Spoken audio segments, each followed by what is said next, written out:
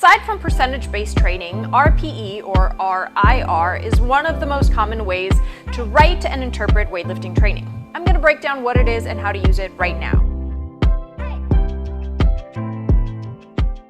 Hey there, Coach Julia here. Let's talk about one way that coaches can write programming.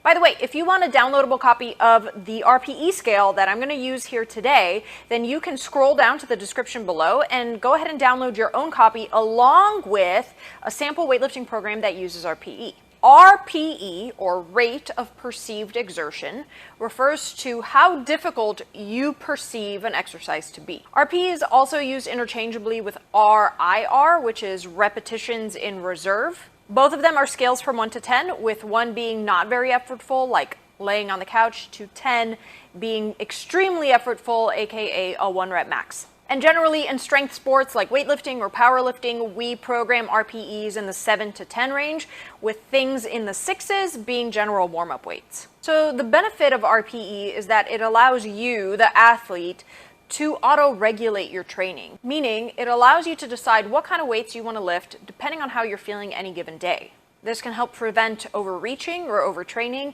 and ensures that you're getting the desired outcome of the training, right? That you are doing what it is the coach envisioned in mind when writing that program. For more experienced athletes that have established 1RMs or 1 rep maxes, RPE can sometimes be used interchangeably with percentages.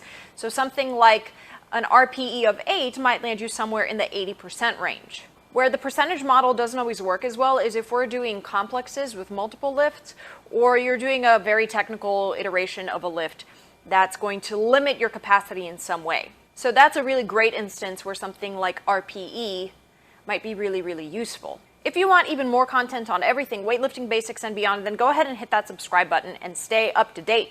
So the one big potential downside of using RPE or RIR with beginners is that they don't always have a reasonable gauge of what is difficult. As mentioned before, there is a technical consideration that we have to have, and sometimes with beginners, their technique will break down before their strength limitation is reached. In these instances, I want you to think about the quality of the lift holistically, not just how heavy did it feel, but how stable, how balanced, how efficient was that movement. All of those variables are going to play a role in helping you decide what kind of weight to use. RPE is just one way that coaches can help you make good decisions about your training, because ultimately we just want to keep you in the gym for longer. But it's not a perfect system, and it might require some consultation with your coach to ensure that you're getting the desired intensity out of each workout.